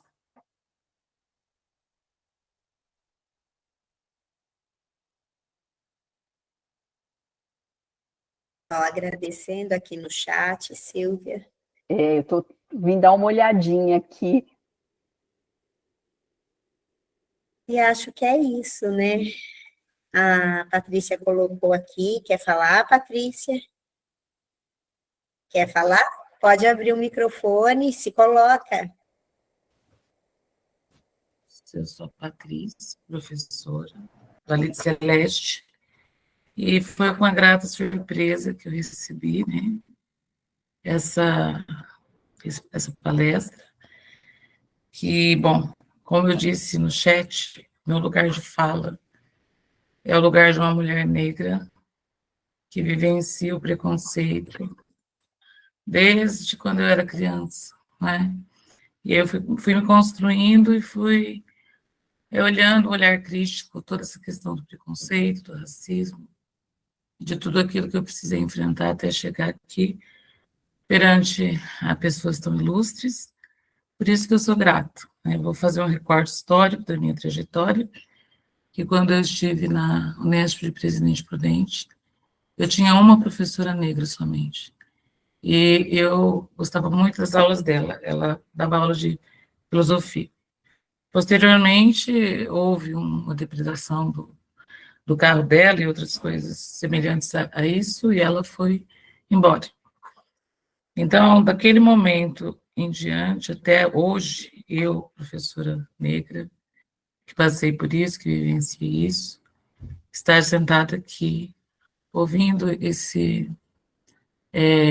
essa fala da autora Silvia, perguntando como que ela pode falar de algo que não é pertinente ao convívio dela, no lugar de mulher branca que ela ocupa. Então, eu posso resumir assim, Silvia, com todo respeito, que o seu lugar de fala é o do amor, da solidariedade, e um olhar que conseguiu entender a tristeza e a dificuldade que é uma pessoa que sai das camadas sociais menos privilegiadas e menos favorecidas, chegar num grupo de professores e de gestores e ter um espaço para externar a sua linguagem, aquilo que vivenciou e aquilo que tem tentado destruir ainda, né? Considero também muito importante essa ideia da Comissão dos Direitos Humanos, falar sobre o racismo, identificar o racismo e combatê-lo. Então, a mais profunda gratidão. Essa noite foi de um aprendizado muito rico, e além do amor, que é o seu lugar de fala, eu vislumbro ainda um outro lugar maior ainda para a sua fala, que é o da esperança. Muito obrigada.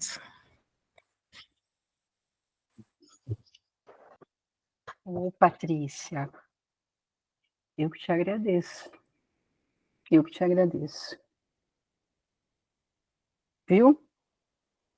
É o lugar, né? É o lugar que a gente está junto, né? Pela ética, pela mudança, acho que é o lugar do educador e da educadora, né? A gente abraçou uma profissão que exige de nós isso, né? E que bom que a gente tenha redes para se apoiar, né? Acho que as redes de apoio são muito importantes. E você sabe, quando você foi falando, eu lembrei, eu não sei se eu vou conseguir localizar aqui, eu sou um pouquinho lenta, sabe? Mas eu lembrei do final do nosso livro, a última trilha do nosso livro, termina, a gente tem no título do livro uma provocação, né? Com a pergunta, racista eu?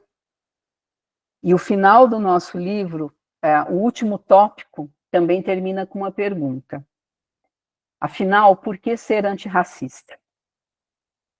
E esse tópico, ele foi desenvolvido, né, por nós, mas ele tem um componente muito forte da Flavinha.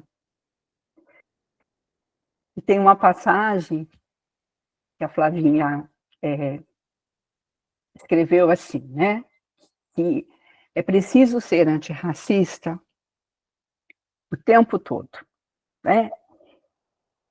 É preciso ter coragem, porque o antirracismo é coragem, porque a gente não vai encontrar, né, o tempo todo, pessoas que estão abertas a querer essa transformação. A gente vai encontrar resistências, né, situações, contextos e pessoas que às vezes vão, né, querer nos brecar.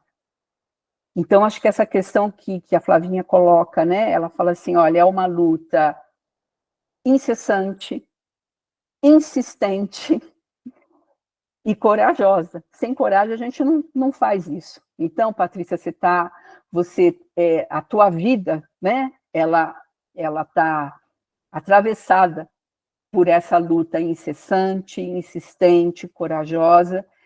Eu fico emocionada, eu fico agradecida a você por você me ver como uma aliada nessa luta. E acho que é isso, né? Todos nós aqui precisamos mesmo assumir esse compromisso, né, de mudar as coisas nesse país. Não é possível, né, que a gente vivencie mais 500 anos, né, de todas essas desigualdades, injustiças, né? Não é possível que a gente olhe para as nossas crianças hoje, né, nas escolas, sobretudo para as crianças negras, né, e a gente não brigue por elas, né, para que elas se sintam plenas, para que elas cresçam dentro de uma escola onde elas sejam valorizadas, né, com todas as suas capacidades, com todas as suas riquezas, com todos os seus defeitos, assim como cada um de nós. Então, isso é muito importante, a gente precisa quebrar esse ciclo de violência. Né, Patrícia? São muitas as violências e a gente, como educador e educadora, a gente não pode naturalizar essas violências, especialmente embaixo do nosso nariz, né, que é ali na escola, onde a gente vai todo dia, onde a gente compartilha com as crianças tantas coisas, e a gente precisa dessa coragem, desse motor ali, né, de ética, né, para pautar as nossas ações e para nos ajudarmos em rede, né, com apoio, com solidariedade, com amor, com coragem, né, com doses de enfrentamento, porque a gente sabe que a gente vai enfrentar muita coisa também, que nem, né, nem tudo vai ser fácil, mas que isso não nos desanime, né, que a gente busque recursos para continuar lutando. E a gente tem esses recursos, né, seja ali com os nossos pares, seja com o conhecimento, enfim, seja com a lei, que às vezes é importante a gente também, né, se basear na lei para dizer, olha, espera lá, né, eu estou fazendo o que a lei exige de mim. Então, a gente vai criando, né, encontrando os mecanismos para construir esse caminho. Patrícia, receba um super abraço, viu?